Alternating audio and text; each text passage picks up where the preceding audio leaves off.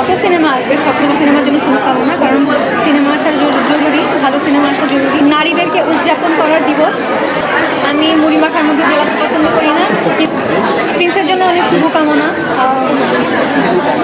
শুধুমাত্র প্রিন্স না, যত সিনেমা আসবে সবসময় সিনেমার জন্য শুভকামনা, কারণ সিনেমা আসা জরুরি, ভালো সিনেমা আসা জরুরি। ইন্ডাস্ট্রিতে আরও ভ্যালু অ্যাড করবে প্রত্যেকটা সিনেমা। আর সোলজারের কথা যদি বলি, সোলজারের কাজ ভালো হচ্ছে এবং শাকিব খানের সাথে শুটিংয়ের অভিজ্ঞতা আমার যথেষ্ট ভালো, কাজের অভিজ্ঞতা যথেষ্ট ভালো। উনি অনেক সিনিয়র, অনেক অভিজ্ঞ। ওনার সাথে কাজ করতে গিয়ে অনেক কিছু বুঝেছি, অনেক কিছু জেনেছি। আর হচ্ছে থাকে না যে উনি তো অনেক বড় স্টার আমাদের ইন্ডাস্ট্রিতে, এবং মানে সব থেকে বড় কথা হচ্ছে কনসিস্টেন্সি রেখে উনি কাজ করে গেছেন। তো এই কনসিস্টেন্সির সিক্রেট কি, ওনার চলাফেরা, কথাবার্তা, এগুলো দেখলে কিছুটা আঁচ করা যায়। তো আমি কাজের মাঝখানে যতটা না কী বলবো, শেখার থেকে বড় কথা আমি চেষ্টা করেছি অনেকে অবজার্ভ করে বোঝার যে উনি আসলে মানে কোন মাইন্ডসেটে কাজ করেন বা কী চিন্তা করেন। এবং আরেকটা খুব প্লাস পয়েন্ট, উনি হচ্ছে শিল্পীদের প্রতি অনেক রেসপেক্টফুল, সিনিয়র শিল্পীদের প্রতি বা ওনার আগে যারা কাজ করে গেছেন।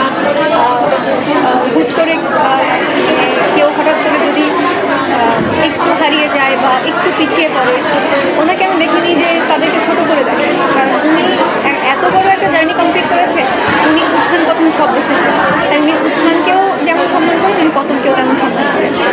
তো হ্যাঁ, অনেক অনেক ভালো দিক আছে বলেই খুব ভালো লাগছে, কারণ মন জানালার মূল উদ্দেশ্য হচ্ছে 40 ঊর্ধ্ব নারীদেরকে নিয়ে কাজ করা।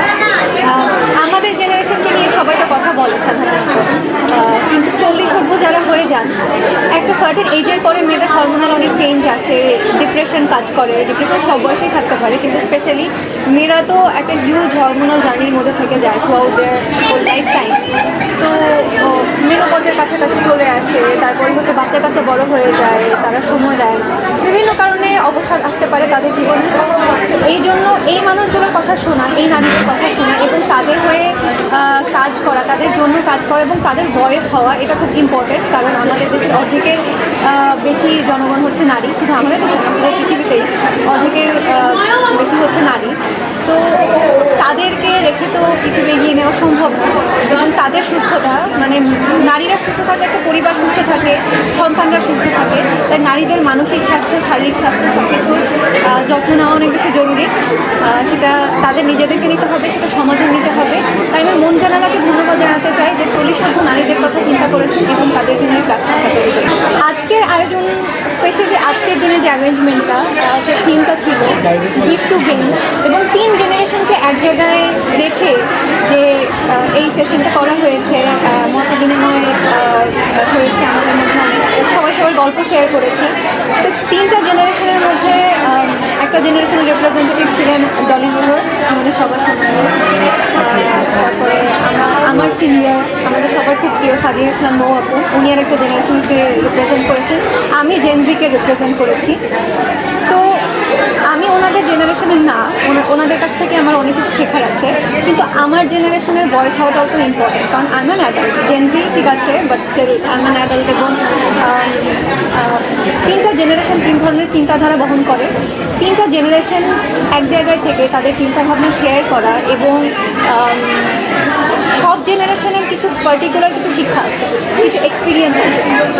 3 জেনারেশনের এক্সপিরিয়েন্স শেয়ার করার মাধ্যমে 3 জেনারেশনই সমৃদ্ধ হতে পারে, এবং কোনো জেনারেশনকে দেখে কোনো জেনারেশন এগিয়ে যেতে পারবে না বা টিকে থাকতে পারবে না।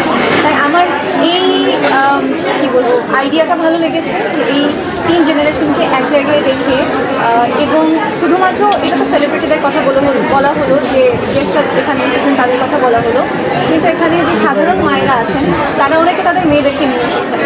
তো সবাই মিলে যে একসাথে বসে কথা বলা হলো সবার মানসিক স্বাস্থ্য নিয়ে, এবং সবার লাইফে কিছু না কিছু কমপ্লিকেশন আছে, সব জেনারেশনের কমপ্লিকেশনগুলো যে সবাই শেয়ার করেছে, এবং সবাই যে সবার জেনারেশনকে, অন্য জেনারেশনকে বোঝার চেষ্টা করেছে তাদের কথা শোনার মাধ্যমে, এটা অসাধারণ উদ্যোগ ছিল বলে মনে হয়। হ্যাঁ, আমি এটা বলবো না একবারও যে আমি অপ্রীতিকর কোনো পরিস্থিতির শিকার হইনি, তবে একটা বিষয় আমি একটু ক্লিয়ার আউট করে দিতে চাই। মিডিয়াতে কাজ করাটা কাইন্ড অফ ফ্রিল্যান্সিং। একটা প্রজেক্টের অফার আসলো, আমি আগে যাচাই বাছাই করব, আমার যদি সঠিক মনে হয় আমি করব, হ্যাঁ করব, আর না হলে আমি কাজটা করবো না। এখানে আমাকে বাধ্য করার জায়গাটা নেই। কিন্তু আমাদের কথাটা না বলার জায়গা আছে যে এতগুলো চ্যানেলের ক্যামেরা এখন আমার সামনে দাঁড়িয়ে আছে, কিন্তু সাধারণ মেয়ে যে প্রত্যেকদিন বাসে যাতায়াত করে, যে অফিসে বসের আন্ডারে কাজ করে এবং অফিসের বসের কথা না মানলে তার চাকরিটা চলে যাবে, মিডিয়াতে কিন্তু আমার চাকরি চলে যাওয়ার ভয় নেই। সেইখানেই যদি প্রবলেম ফেস করে, তার ভয়েসটা শোনার মতন তো কেউ নেই। আপনারা তো তাদেরকে গিয়ে জিজ্ঞেস করছেন না, বা তারাও আপনাদের মতন পৌঁছাতে পারছেন না। তো আমার মনে হয় যে মিডিয়ার বাইরে মেয়েদের অবস্ট্যাকলসটা আরও বেশি, কারণ আমরা নিজেদের ভয়েস যেমন রেজ করতে পারি, অনেকের ভয়েস হতে পারি, কিন্তু ওই মেয়েগুলোর ভয়েস রেজ করার জায়গা নেই। তো হ্যাঁ, নারী হিসেবে প্রতিবন্ধকতার শিকার সব জায়গায় হতে হয়, তো মিডিয়াকে আলাদা করে হাইলাইট করার কিছু নেই। রাদার আমি বলবো মিডিয়ার বাইরে স্ট্রাগলটা মানুষের অনেক বেশি। সেখানে নতুন সরকার গঠন হলে তো খুব অল্প সময় হয়েছে, এখন পর্যন্ত আমি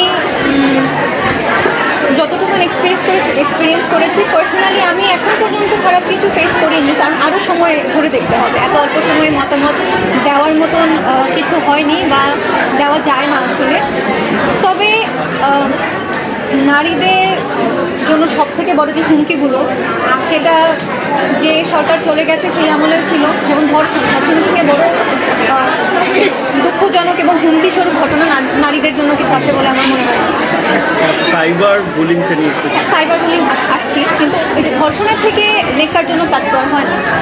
তো এইটা যে সরকার চলে গেছে সেই সরকারের আমলেও ছিল, আবার মধ্যবর্তী যে অন্তর্বর্তীকালীন সরকার ছিল সেই সময় ভয়াবহ সব ঘটনা ঘটেছে, এই নতুন সরকার আসার পরেও ঘটেছে।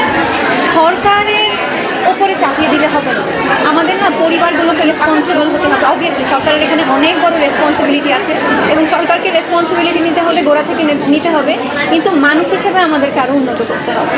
কারণ প্রত্যেকের পরিবারের কাছ থেকে আমাদের এই প্রত্যাশা থাকবে যে সবাই সবার মেয়েদেরকে শুধুমাত্র ঘরে থাকাটা না শিখিয়ে ছেলেদেরকে বাইরে গিয়ে ভালো আচরণ সদাচরণ করতে শেখাতে হবে। তো তাহলে মেয়েরাও বাইরে গিয়ে নিরাপদ থাকবে, ছেলেরাও নিরাপদ থাকবে, কারণ এমন না যে ছেলেদের থেকে ছেলেরাও সেফ। সাইবার বুলিংয়ের কথা যদি বলি, এটাও একটা খোলা প্ল্যাটফর্ম যেটাকে আমরা অনেক বেশি ইগনোর করে যাই। একটা বাজে কমেন্ট কেউ যদি করে থাকে, আমরা সেটাকে ইদার অ্যাডমিন ডিলিট করে দেয় অথবা তাকে ব্লক করে দেওয়া হয়। কিন্তু আমাদের এই বিষয়ে আরেকটু সচেতন হওয়া উচিত এবং একটু সিরিয়াস হওয়া উচিত। এত লাইটলি নেওয়ার কিছু নেই, কারণ যে মানুষটা এসে একটা বাজে কমেন্ট করছে, যে কোনো ধরনের বাজে কমেন্ট, তার মানে ওর মানসিকতা এটা, ও একটা খোলা প্ল্যাটফর্মে এসে একটা মেয়েকে এই কথা বলতে পারছে, তার মানে একটা মেয়েকে যদি প্রাইভেটলি পায় এমন কোনো জায়গায় যেখানে ওর শাস্তি পাওয়ার কোনো ভয় নেই, সেখানে ওই কাজটা করতে চাইবে বা করার চেষ্টা করবে। তাই একটা কমেন্টকে বা রাস্তায় যদি কেউ ইফটিজিং করে, সেই জিনিসটাকে খুব একটা লাইটলি না নিয়ে একটু সিরিয়াসলি নেওয়া উচিত এবং ওইখানে এই জিনিসটা শেষ করা উচিত। যেমন আমাদের স্বপ্নফালি আপু একটা কাজ করেছিলেন, যে এক লোক হচ্ছে একটা নোংরা কমেন্ট করেছিল তার ছবিতে, সে ওই লোকের যে কর্মসংস্থান সেখানে যোগাযোগ করে লোককে চাকরিচ্যুত করেছে। আমার মনে হয় অ্যাটলিস্ট 100টা মানুষ এটা দেখে ভয় পাবে নেক্সট টাইম মেয়েদের পেজে গিয়ে বাজে কমেন্ট করতে। তো আমি বলবো যে ফারিয়া আপু যেমন ভয়েস হতে পেরেছে, আমাদের সবারই এটা হওয়া উচিত। আমরা হচ্ছে শুধু সরকারের ওপরে দায়িত্ব চাপিয়ে দিয়েছে, তারাই টেক কেয়ার করুক। আমার সেফটি নিয়ে তো আমারও একটু কনসার্ন থাকা উচিত। আমি বলবো যে যখনই এই ইফটিজিং বা সাইবার বুলিং এই জাতীয় সমস্যা কোথাও ইনিশিয়াল লেভেলে দেখা যাবে, ওখানেই ডিসমিস করে দিতে হবে, কারণ না হলে এটা পরে আরও বাড়বে। ইচ্ছা আছে বাড়িতে করার, গিফট পেয়েছি অনেক। আমি ঈদের শপিং করতে কখনোই বের হই না, ঢাকায় তো নাই, একবার বের হয়েছিলাম আর ওইবারই হচ্ছে মাছ চাই। কি অভিজ্ঞতা হয়েছিল সেই অভিজ্ঞতা? এবং আমি চাই না, যারা এনজয় করে মানে খুবই ভালো। আমার দেখতে ভালো লাগে যে মানুষ একটা এনজয় করে শপিং করে, কিন্তু আমি এনজয় করি না ঘুরে ঘুরে শপিং করে থাকে। তো আমি যারা যতটা গিফট চাই তাই নিয়ে খুশি থাকি, কারণ এত বেশি শপিং করতে হয় কাজের কারণে, কাপড় চোপড় গয়নাগাটি সবই মোটামুটি সারা বছর কেনার উপরে থাকতে হয়। তাই ঈদে নতুন করে আলাদা করে এত এফোর্ট দিয়ে শপিংয়ে যাওয়ার এনার্জি থাকে। সোলজারের ম্যাক্সিমাম শুটিং আমার হয়ে গিয়েছে, আর একটু বাকি আছে, ওইটা মনে হয় ঈদের পরে শুরু হবে। আমি এখন বলতে পারছি না আসলে। রোজার মাসে ইউজুয়ালি কাজ করি না আমি, কারণ I consider Ramadan as a break. আজকে যেহেতু নারী দিবস এই রমজান মাসেই পড়ে গেল এবং আমাদের সবার প্রিয় মৌসুমী মৌ ওর প্রতিষ্ঠান মন জানালা, তো ওর ডাকে এসেছি, নারীদের জন্য এসেছি। যেহেতু এটা অনেক জরুরি একটা উদ্যোগ ছিল, আজকে যে আয়োজনটা ছিল এটা অনেক জরুরি আয়োজন ছিল, তাই ব্রেকের মাঝখানে একটু সময় করে এসেছি। কিন্তু এখানে মোটামুটি সব ধরনের সুবিধাই করে দেওয়া আছে, ইফতার থেকে শুরু করে নামাজ সব সুবিধাই করে দেওয়া ছিল। তো আমার মনে হয় না যে কারো খুব একটা অসুবিধা হয়েছে, বা রমজানের যে মূল থিম সেখানে খুব একটা যে ব্যাঘাত ঘটেছে আমি দেখেন। রমজান মাসে কালকে নারী দিবস,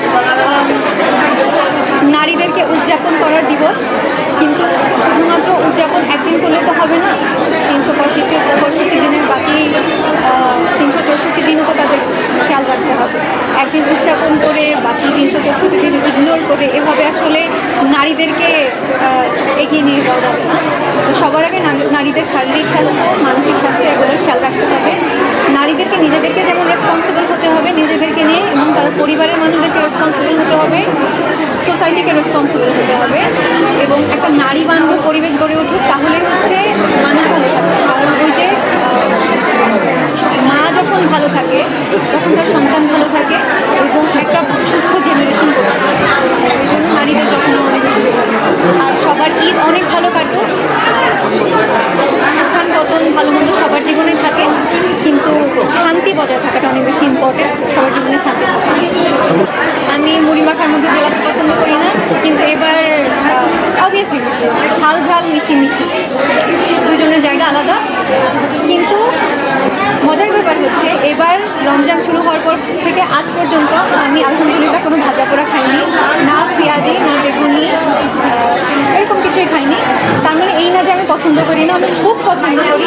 ওই যে বললাম যে নারীদেরকে নিজের স্বাস্থ্যের খেয়াল রাখতে হবে, আমিও একটু স্বাস্থ্যের খেয়াল রাখছি। Thank you.